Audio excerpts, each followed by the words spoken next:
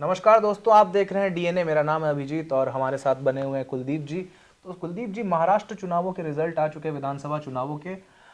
भाजपा को वहां पे बहुत बड़ी जीत मिली है, ऐतिहासिक जीत मिली है। लेकिन इसी बीच पूरे महाराष्ट्र चुनाव में ऐसे कई नाम थे जिन पे ये आंकलन लगाया जा रहा था कि वो जीतने ही वाले हैं। उनकी जो पोजीशन है वो बहुत मजबूत नजर आ रही थी कैंपेनिंग के दौरान, वोटिंग के दौरान। लेकिन आज रिजल्ट आने के बाद उनको करारी हार मिली है।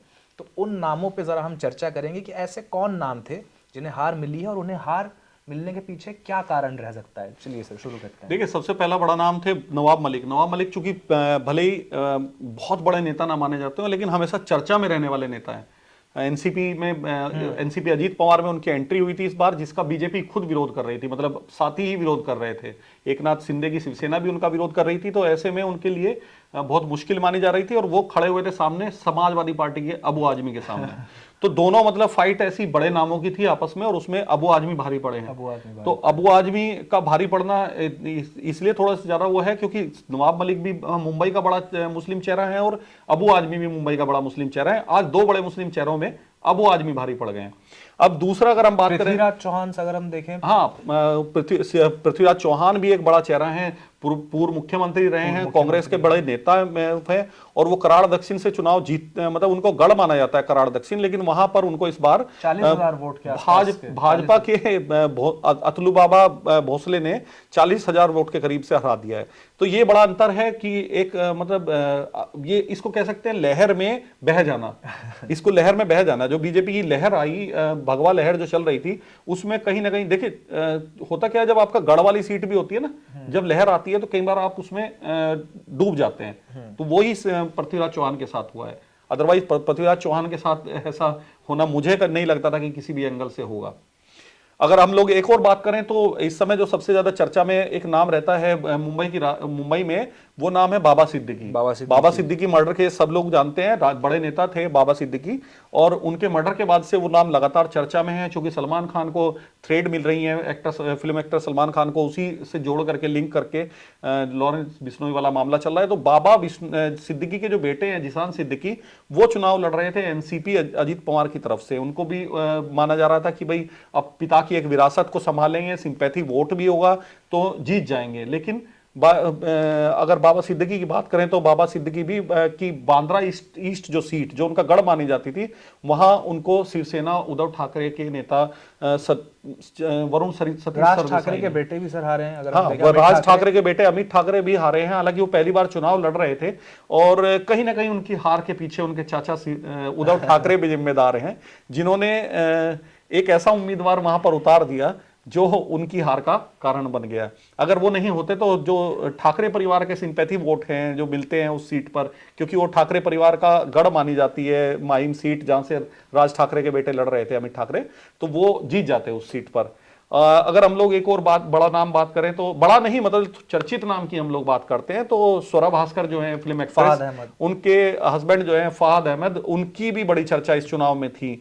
स्वरा भास्कर की वजह से उनकी चर्चा बहुत हो रही थी और वो अणुशक्ति नगर सीट से लड़ रहे थे नवाब मलिक की बेटी सना मलिक के सामने, और माना जा रहा था कि सना मलिक के लिए बड़ी कड़ी चुनौती है और वो हार जाएंगी। लेकिन उल्टा हुआ है, सना मलिक ने फहाद अहमद को हरा दिया है। एनसीपी से सना मलिक उतरी थी। हालांकि सना मलिक की जीत के पीछे एक और कारण मैं आपको बता दूं, सना मलिक के जो पति थे उनका अभी निधन हुआ है एक हादसे में, चुनाव प्रचार के दौरान एक हादसे में उनका निधन हुआ है। तो कहीं ना कहीं सिंपैथी वोट सना मलिक के खाते में आई है।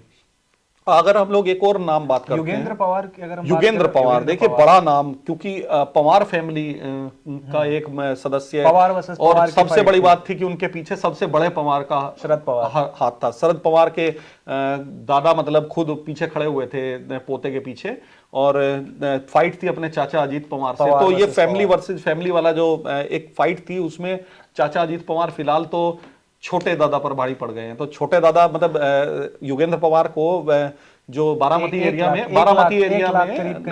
एरिया में युगेंद्र पवार को छोटे दादा कहते हैं और अजीत पवार को बड़े दादा कहते हैं। तो अभी तो अजीत दादा भारी पड़ गए हैं छोटे दादा पर।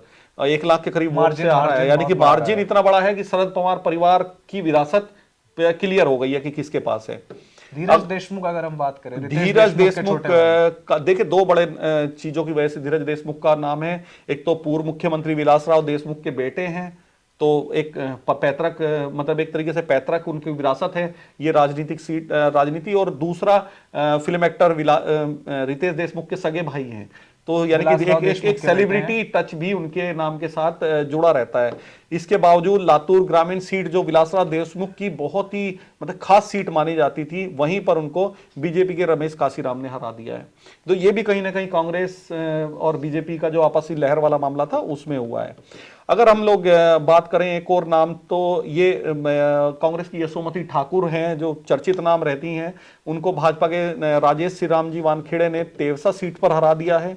और इसी तरह से अभी एक और सीट इस समय बहुत चर्चा नाना पटोले वो चल रही है। हम लोग फाइनल रिजल्ट का इंतजार कर रहे थे, लेकिन अभी फाइनल रिजल्ट बिल्कुल एंड मौके पर चल रहा है। अभी हम आपको बता दें 208 28वां यानी कि आखिरी राउंड चल रहा है। नाना पटोले कांग्रेस के प्रदेश अध्यक्ष हैं, उनको भावी सीएम भी बताया जा रहा था कल शाम तक कि कांग्रेस की तरफ से वो सीएम बनेंगे अगर महाविकास आघाड़ी जीत कर आता है। खुद जीत पाएंगे और नहीं, अभी सकोली सीट से वो भाजपा के अविनाश आनंदराव ब्रह्मकर के से कभी आगे कभी पीछे वाली फाइट में लास्ट राउंड में फंसे हुए हैं। अभी लास्ट राउंड में 658 वोट से पीछे थे, लेकिन लेटेस्ट रिजल्ट अगर हम लोग देखें तो अभी 208 वोट से आगे चल रहे हैं। फाइनल रिजल्ट क्या होगा वो थोड़ी देर में आएगा, लेकिन फिलहाल तो नाना पटोले भी संकट में ही फंसे हुए हैं। 208 या 210 वोट से अगर वो जीत भी जाते हैं तो प्रदेश अध्यक्ष जैसे कद के व्यक्ति के लिए मुझे नहीं लगता बिल्कुल भी बहुत कोई खास चीज है। तो दोस्तों यहाँ पे हम बात कर रहे थे कि महाराष्ट्र में ऐसे कौन कौन से नेता हैं जिनके साख पे सवाल आ चुका है और जो बिल्कुल ही अनएक्सपेक्टेड वे में यहाँ पे हारे हैं। ऐसे ही कई और खबरों के लिए देखते रहिए DNA।